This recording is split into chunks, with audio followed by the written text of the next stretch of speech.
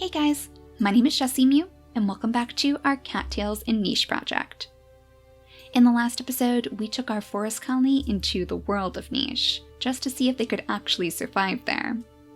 But since they were in the peaceful meadow, there really wasn't too much danger for them to worry about, so they're doing just fine on their own.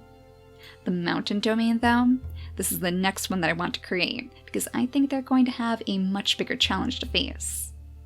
Of course, we would have to set them up on one of the mountain islands, and we already know from experience, there is plenty more danger there. So Leo is going to have a lot on his hands pretty soon.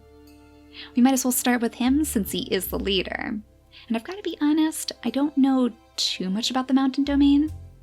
All we really know from our playthroughs is that they tend to be the antagonizers of our stories, so I know them from a distance, but I'll try my best to put them together based on the personalities that we've figured out from Finch's flight. So Leo, of course, he is the very, very stern leader of the mountain domain. The no-nonsense and sometimes rather brutal cat who leads all of the attacks against the Highlands. Needless to say, we are going to have to make sure that he is a very, very strong cat indeed. Now, just in case you guys didn't see our previous episode where we made the forest colony, I realized that we could just give them all the purr snout and call them cats that way, but I would prefer to leave the purr snout for the actual healers in the colony. So for everybody else, we're giving them traits that would more represent their personality than anything. And for Leo, because I want him to look very, very stern, and I also want him to be powerful, I'm wondering if maybe these saber-toothed fangs would be a good idea? It even gives him that strong voice. The strong, booming voice of a leader, which might be enough to scare away a few potential predators. We'll give him the normal eyesight too, and while Leo does appear to have silver eyes, I don't think blindness will work for his character, or then again, would it? Maybe the blindness would actually make sense. Leo does do quite a bit of wandering around his territory, patrolling the area, and often guarding his sentinel woods. But I wonder if that's why he's so rooted to the spot once he gets there. Yeah, you know, I could actually get behind that. Maybe we will give him the blind eyes after all, and we'll see how that works for his character. I definitely want to make sure that he has the big body too, to help him survive in this harsh environment. Most of the cats in his colony will probably have the big body just like him. There's only a few cats who I could see being different. Now let's go ahead and set up the fur color and the markings so we can actually see what the cat is looking like so far. We want to give him, I guess, black fur? To be honest, I'm a little bit confused, whether the markings should be black or whether the fur itself should be black. Based on his portrait, it looks like his fur is more of a grayish color. But when you look at the model in game, it almost seems like the stripes are gray instead. So I think what we'll do to start off with is make his fur the black and his stripes gray. And he's definitely going to have stripes instead of any sort of mask. Those are a bit more of a prominent feature, I think, on him. So yeah, what does he look like right now? Oh my goodness. Oh, Leo the rogue male! 2 no paws? Well, that would be very unfortunate for any creature of the mountains. But I am definitely liking those stripes. Oh my gosh, it almost reminds me of the disguise that Finch took up when he was sneaking his way into the mountain domain. Well, we definitely need to fix those front paws of his. Maybe something like the Berryina claw would do? That would give him a little bit more strength than the normal claw would. Less fishing, but to be honest, I think Leo is much more concerned about strength to begin with. I'm also wondering if we should give some other cats the Berryina hind legs.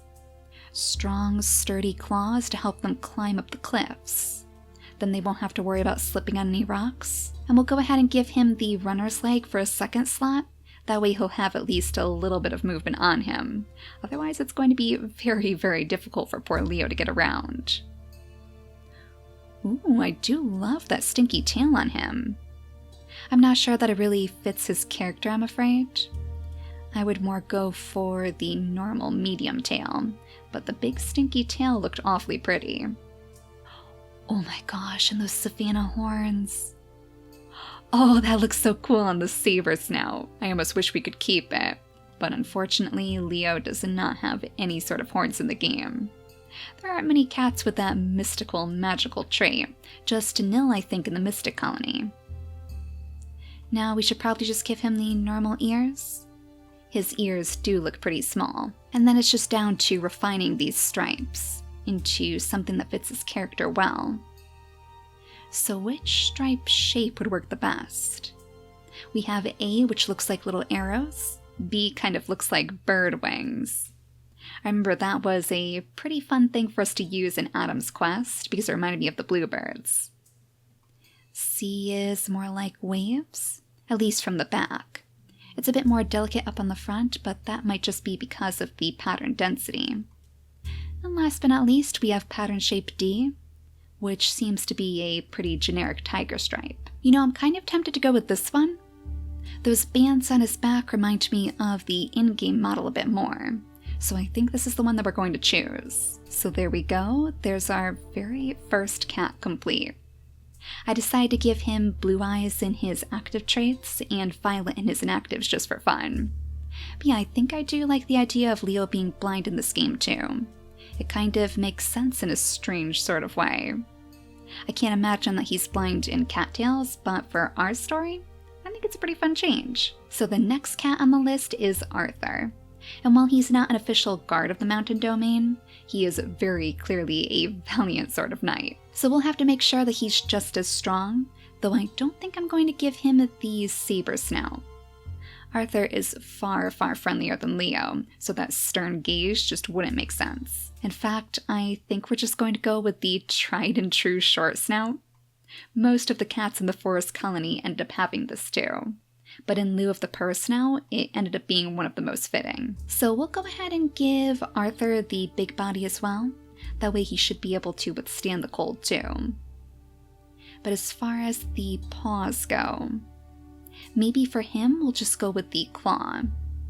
We could actually go with the sword and shield combo that we had in Adam's Quest, with that giant mammoth foot. Would that be too much? It would fit his knightly persona. That leg has no business being on a cat, but it would make him more of a contender in battle. Yeah, you know, as strange as it looks, I think we're actually going to go with it. We'll change him over to a male as well, and then change his fur color next, over to that bright orange color. It looks like he also has some stripes on him too, just a slightly darker shade of orange. And of course he has those bright blue eyes. So in order to actually see the stripes, I think we're going to have to go with brown. Let's see how this ends up looking on him. Actually, that's not that far off. It's very faint, but that's kind of how it looks in the game anyways. Let's go ahead and give him something other than the beaver tail so that doesn't become too distracting. Yeah, the nice normal medium tail, and get those frog feet out of here. That has no business being on the mountains either. Now, do we want to go with the same bands on his back? Just like what he has on his in-game model. It's pretty much the same as Leo's, I guess. But his face seems to have a bit more of an intricate pattern to it. Maybe we should go with a different trait for him. Do you think B would work? Or is that going to be too small? Let's try like a huge pattern just to see how it looks. That's a bit too much on the back, I'm afraid, but at least it gives him more stripes on his face. Yeah, that might work. I brought the pattern density down a little bit, and it seems to be much, much better on the back now. They're shaped more like arrows than bands, but at least that sets him apart from Leo. We'll go ahead and give him the normal blood clotting since he is a very apt warrior, and we don't want him succumbing to his foes. Plus the random immunity genes, just like we did for everybody in the forest colony. So that's something that the game itself is going to decide for us. And I guess we'll just go with regular white horns. The only thing that's really going to affect are those claws of his. But bright white claws looks very menacing against his orange fur. So there's Arthur complete, with his sword and his shield and everything. A perfect little knight for the mountain domain. Now next is Robin, and I've always seen Robin as a female character, and one with a very sympathetic heart. Living in the mountain domain has always been rather difficult for her, because she's not as brutal and conniving as Leo can be. In fact, in our story, she's always trying to convince him not to attack the Highlands as much as he does. Based on her portrait, she actually seems like a pretty slight cat to me. I think we're going to go with the medium body for her. That would probably make the most sense. And as for her pattern, ooh, that is going to be really tricky. We certainly don't have anything that would represent a calico marking. I guess we could go with some sort of mask. Oh, or maybe we could go with the dots this time. Yeah, if we pick the most prominent color in those splotches, that might be a better representation. And you know, I think I'm actually going to give her the big body and her inactive traits, just so there's a chance that her babies could actually inherit that. Otherwise, each and every one of her children is probably going to end up being way too cold, just like her. So we should probably give her white fur, pure white fur, and maybe some orange spots. Let's see how that looks first. I think we'll want them to be very big too. Huge pattern and maybe a thick density. How does that? Oh my gosh. Oh, the gills, that is adorable. The spots are a little bit too dark though, and for this one, let's make sure that we place the normal short snout on her too. We'll give her the normal sized ears. We'll give her no horns at all. Green eyes too. And then maybe we'll change one of these pattern colors over to beige. Well, that's looking a little bit better. Aside from the big webbed paw. It's almost there. I'm not sure if we want it to be more of a reddish hue or pale like this. I think it's only throwing me off because we don't have the darker markings on top of it, so it doesn't look exactly like a calico, but it's probably as close as we're ever going to be able to get. I might just knock down the pattern size a little bit because I think it's a bit too big right now. Oh yeah, there we go. Now we're getting somewhere. She kind of reminds me of a little giraffe right now, to be honest. I guess there's too many spots right about here. But we can only work with what we have. I think she looks pretty cute with the two velvet paws, but I'm not sure if that would fit her character. I do remember that she loved butterflies. So maybe we should give her some way to collect them, like the nimble fingers, as if that would be delicate enough to hold them without harming them. And we should probably give her the runner's leg instead of the velvet paw, because she doesn't really look like a fluffy cat to me. Yep, aside from those frog toes again, we'll give her the normal hind legs and the medium tail, and I think she might be just about done. Yeah, you're looking super cute. Again, I just wish we could have some darker splotches in there somewhere, but she's as close as we can possibly get her right now. Oh, that's right, in the pattern type? Now I can't remember which one was which. It looks like A is the round type, and B is a little bit more stretched. C is for those giraffe markings, and I think that means D is that kind of like hexagon looking shape. Alright, I think we're going to go with B. The stretch look is a bit more natural on her fur. Oh, and maybe we should actually bring down the pattern density. Wait a second, that's looking a little bit better already. Having more white on her fur is definitely helping to make her look more like Robin. Alright, I think this is going to be my final design. She looks super cute like this. Less giraffe and more spotty Dalmatian in a way, but we'll call it calico. So after Robin should be Pebble. Oh, sweet little Pebble. He is one of my favorite characters. He is just so cute. He has the biggest, roundest face. And to be honest, I'm not sure how we're going to capture that in Niche. I mean, we're definitely not going to give him the purr snout because he's not a healer at all. As far as I know, he doesn't have a single healing bone in his body. So which one of these would give him the roundest appearance? I mean, maybe the cracker jaw, though that's a little bit too chiseled, I think. We might just end up going with the short snout again, though I guess that could work. Maybe? I don't know, we'll give it a try for now and we'll see what we think when we're done. Do you actually already have yellow eyes? Oh my gosh, you know exactly what we're going for. We need that gray fur, we need yellow eyes, and no pattern whatsoever. We'll take that straight off of him right away. That means all of these can be completely random, just like the immunity genes. We'll just let the game choose whatever it wants. Now, not only is Pebble absolutely adorable, but it turns out he also enjoys collecting stones. Kind of just like his namesake. He loves it when we bring him rock debris as a gift. So to honor that, I wonder if we could actually give him the digging paws. That would also be super helpful in the mountains because we know there will be plenty of roots for him to collect. But it'll kind of be like digging around in the ground looking for precious pebbles to bring back to his den. I think that would be super cute for him. We'll have to give him the normal hind legs, of course. The game just loves giving us frog toes for the mountain domain for some reason. The medium tail too. And I guess we'll go ahead and give him the big body. That seems to suit him thanks to his big round face.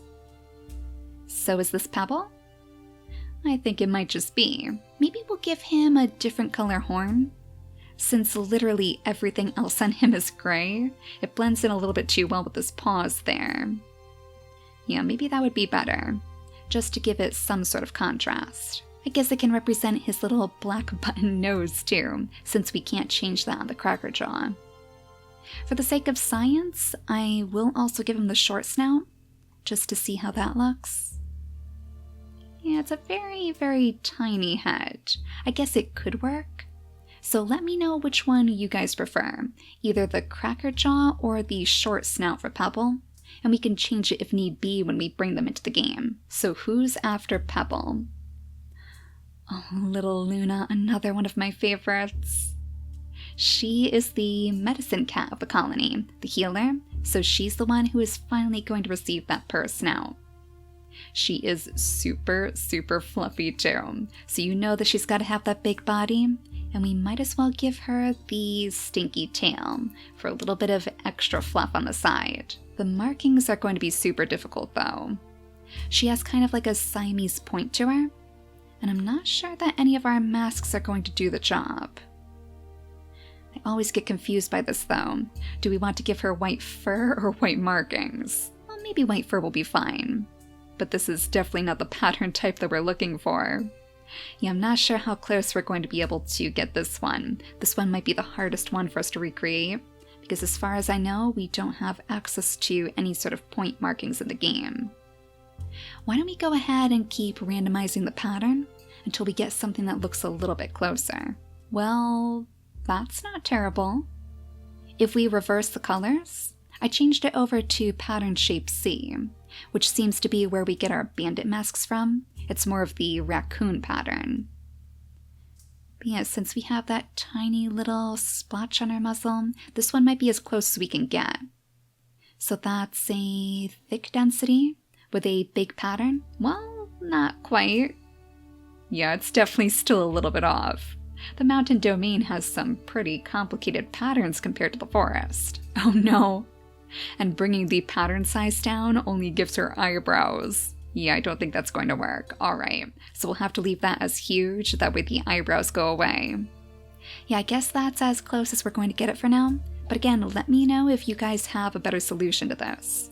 Sometimes all it takes is a few more experiments. So because she is the healer, just like we did for Doc, I think we're going to give her the nimble fingers. And we'll go ahead and offer her the velvet paw for her second slot. That way it'll again have that little bit of extra fluff. Oh, and her nose too. Does she have a dark nose like that? It kind of looks a little bit reddish to me. So let's go with a dark red if we can. Yeah, that's a little bit closer. It makes her whiskers dark red too, but there's nothing that we can really do about that. Oh, that pattern is still bugging me though. Oh, there we go. Okay, that actually erased that stripe right down her middle, so it's getting a little bit closer again. I still don't like those stripes by her eyes or the stripes on her ears, but at least she has the start of a point on her muzzle. And she has those muddy little feet too, so it's not perfect, but at least it's something. We'll give her the random immunity genes, and then next is Delta, the second to last in the colony. So Delta is another cat just like Lyris, who's going to have the toxic body, because underneath that dark mask is some bright purple fur. In the creature creator, I'm pretty sure it's only going to show us the blue toxic body. That was pretty much what we found when we were making Lyris, but he should be purple in the game. I'm actually going to leave a link in the description of the video to a thread on the Stray Fawn forums where they talk about how the toxic body is generated. Technically, I think the thread is actually in the bug reports, so I'm not sure if it's something that's going to be changed. But basically the color depends on which order you place the cats in, so Delta should spawn with the purple coat. I don't really know what color fur we should give him otherwise though. Maybe like a red color? That's probably the closest to purple in a more natural state. We'll give him the violet eyes to go with his violet fur. And of course that very, very dark and very big mask. We'll come back to this in just a moment. First, we should probably figure out what sort of paws we're going to give him, and what sort of snout too. To be honest, I think the short snout would probably work best for him. He seems to have a pretty generic cat face. Now he's another shopkeeper, so maybe runner's leg. That way he can zip around looking for new little trinkets to put in his shop. And just like we did for Ember, we'll give him the nimble fingers on the other side. Oh my goodness. Oh, poison dart frog indeed. I love playing with the toxic body with these striking markings. Oh, and I should probably change him over to a male too. To be honest, I don't know Delta's character very well. I've always considered him to be a male, but it could go either way. Yeah, you know, let's actually just change it back to random and we'll let the game decide for us. I just don't know their character well enough to do it myself. So that just leaves the mask yet again. The insufferable mask. I guess B would be the best place to start. That's usually where I find the markings with the blaze, I think. Let's see if we can randomize one. This is a lot harder than I thought. I think it's mostly because the fur is blue underneath it, so it's kind of hard to imagine what it would look like otherwise. There's nothing else that would be better, right? C is the bandit mask. Yeah, I don't think that's going to work unless we want to give Delta those big eyebrows. And how about D? Those are the panda patterns, right? I wonder if we could find a more suiting pattern with this. Something that brings the blaze right up the middle of the snout like that. Alright, here we go. I think this is what we're going to stick with, even though it's not exactly the same. The body itself should probably only have the purple right on the paws. And maybe on the tail tip too? It's hard to see, but I think the very tip of their tail is also purple, so I guess that worked out in our favor. But hopefully it'll make more sense once we actually load them into the game. And we only have one more cat to go as it is. Jag, the mountain guard himself. And I guess the one that we're probably the most familiar with since he's always patrolling the camp. Jag is another one that needs to have a strong, stern face for sure. So I wonder if we should also give him the saber-toothed fangs, just like Leo. Or we could go with the poison fangs. Would that be menacing enough for him? I mean, maybe. It's not quite as imposing as those big saber-toothed fangs, but it still gives him that snarling look. And I love this creature too, he looks like a little vampire. Yeah, I think we'll actually go with that. We'll give him yellow eyes and we'll lighten up that fur a bit. I guess we want to go with something of a beige? Almost like a pinkish color, to be honest. Sometimes we get creatures who look like they have no fur at all, but I'm not sure what combination of colors that is. Kind of like that, I guess? Though it looks a little bit too red. Ooh, that's a little bit more like him. Yeah, he almost looks like a little lion. Nobody's gonna be sneaking past the borders with a Jag on watch duty. We'll give him the big body so he has the strength to chase other creatures away. And as far as his paws go, I think we definitely want to give him the Berryina claw in there somewhere. I was thinking maybe one runner's leg and then the Berryina hind legs. That way, just like Leo, he would still have a way to get around. But I wonder if instead, maybe we should just give him 2 Berryina front legs, and then the normal hind legs to help round it out. Yeah, I think I like that a little bit better. Not only because it suits his character, it sure makes him look menacing from the front, but also because it actually sets him apart from Leo. I don't want all of these cats to end up looking exactly the same. His ears are awfully big, though. Would we want to give him that disadvantage? That would take away some of his cold resistance. I guess it would basically negate the medium tail. So if we place them on a particularly harsh mountain, that could be a big problem for him. But he sure will be able to hear their enemies coming. So at least it's going to fit his guardian role. Well, all we need to do for him now is give him a tiny little white muzzle. So let's see if we can figure out how to get that done. Oh my gosh. I thought this one would be perfect because there's just that tiny little bit of white on his chin. But then I turned him around and he had this big splotch on his back. Almost like he's wearing some sort of clothing or something. A big flowing cape right down his back. It kind of seems like that might be our best option though. So I think that's what we're going to have to go with. He still looks pretty cute though. You can still tell that that's the ever-frightening guardian of the mountain. Alright, so I went ahead and changed up their ages a little bit too, just to better represent these cats. And I think we might be officially done with the mountain domain. So just to see what these characters look like in the actual game, let's go ahead and load them up on some sort of mountain. I'm not really sure which one we're going to choose to play with them in. I guess for now we might as well go with the Summer Mountain. There it is in the hard mode. Summer Mountains, I think, gives us a pretty good selection of berries and whatnot, so we would still be able to make use of the nimble fingers.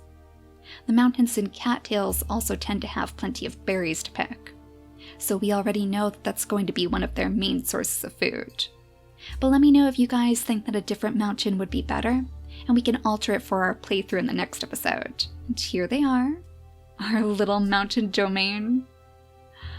Oh, the only one that I am not satisfied at all with is you, Luna. I am definitely going to have to see if I can tweak her a little bit more. But the rest of you are looking very menacing.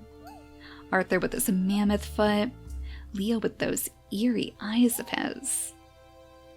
All the blind eyes and the saber fangs are such an imposing mix. I think he's going to do just fine out here, though. He has plenty of capable guards to lend him a hand, so I sure hope they can survive the horrors of the mountains. Their first balance bear attack will be a particularly telling experience, as well as their very first snowfall. I know it's already tough for Leo in the mountains of Cattails, but I don't think he's ever seen foes like this before. So for now, thank you all so much for watching, and I'll see you all next time. Bye guys!